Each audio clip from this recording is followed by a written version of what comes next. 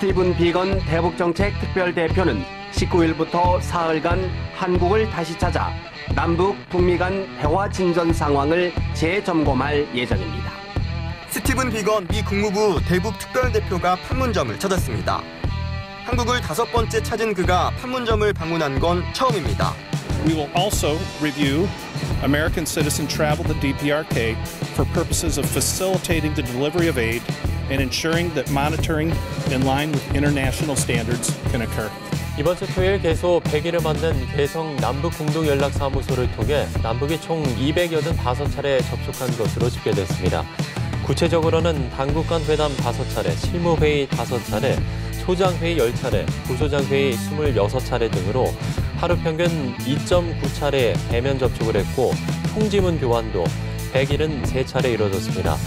통일부 관계자는 연락사무소가 실질적인 상시협의 채널로 자리매김해서 남북 연락이 일상화되고 양적과 질적으로 발전했다고 평가했습니다. 네, 스티븐 비건 미 국무부 대북 특별대표가 22일까지 나흘간의 일정으로 방한했습니다. 19일엔 미국 국민의 북한 여행금지 완화 계획을 발표하면서 대북제재 완화에 러브콜을 북측에 보냈는데요. 핵신고 없이 대북제재 완화는 없다는 강경한 입장을 유지해온 그간 자세와는 사뭇 다른 전향적 모습으로도 해석이 가능한 대목입니다. 비건 대표의 이번 방한 일정, 동선이 교착 상태에 빠진 북미 간의 대화의 물꼬를 터보려는 의도를 보이고 있다는 건데요. 외교가에선 북한의 대화 촉구를 하는 신호를 보낸 것이라 해석하고 있다는 그런 보도들이 나왔습니다. 특히 20일에는 판문점을 깜짝 방문식으로 홀로 찾았습니다. 9.19 군사 합의에 따른 비무장화를 확인하기 위한 차원이라는 설명인데요. 판문점은 북미 양측이 지난 1차 북미 정상회담을 앞두고 막바지까지 실무 협상을 벌인 곳이란 점에서 봐도 이번 방문은 북측은 물론 국제사회에 여러 신호를 주고 있다는 해석이 나옵니다. 북 또한 최근 인권 카드를 꺼내 들며 압박에 나선 미국에 반발하면서도 대화의 틀 자체는 깨지 않으려는 신중한 모습을 보여왔습니다. 미국이 이른바 러브콜 신호를 보낸 만큼 이후 북측의 답신 내용에 관심이 쏠리는 상황이라고 하겠습니다.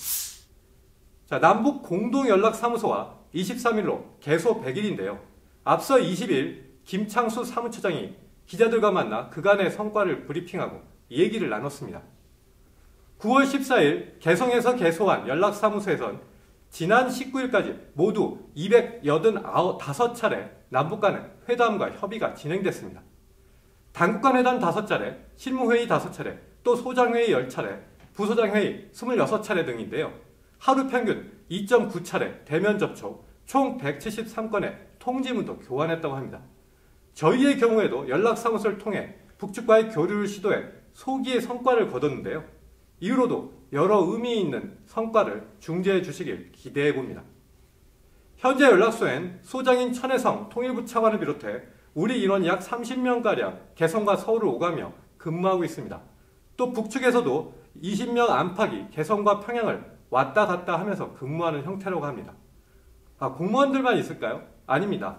사무소 운영을 위해 KT와 한국전력, 수자원공사 인력 20여 명이 상주 근무하고 있고 카톨릭대 카톨릭중앙의료원의 협조를 얻어 앰뷸런스 1대와 간호 인력 2명이 상주하는 의무실도 운영하고 있다고 합니다. 정부는 추후 이를 남북 상호 대표부로 확대 운영한다는 방침입니다.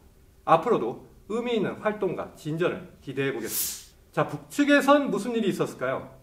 김정일 국방위원장 사망 7주기 추도식이 지난 17일 열렸습니다. 노동신문 등이 즉각 이를 보도했는데요. 김정은 국무위원장이 이 자리에 모습을 드러냈습니다. 지난 3일 원산 구두공장 현지 지도 이후 14일 만에 공개 행보입니다. 자, 매일경제신문은 인민복을 입은 김정은 외에 모든 참석자가 양복을 입은 모습, 그런 모습에 주목을 했습니다. 대화 기조를 앞세운 상황에서 군보다는 노동당 중심을 강조한 것으로 해석이 됐습니다. 앞서 핵개발에 매진했던 2016년 5주기 당시엔 지휘관들이 군복 차림으로 대거 등장한 것과 대비가 되는 대목입니다. 김 위원장 오른쪽에 보면 이인자 최룡해, 또 최근 미국이 인권 침해 제재 명단에 올린 인물이기도 합니다. 그런 모습이 눈길을 끌고 그 왼쪽엔 리수영 역시 노동당 부위원장, 당의 달라진 위상을 짐작해 하는 대목입니다. 노동신문 보도를 보면 김 위원장은 앞으로도 위대한 장군님, 이는 김정일을 가리키는데요. 그 위대한 장군님의 혁명 전사로서 의리와 본분을 지켜 한 걸음의 양보도 없이 장군님의 구상과 염원을 끝까지 실현하기 위해 싸워 나가자고 했다고 합니다. 다수의 매체들은 경제건설 노선을 강조한 것으로 해석했습니다.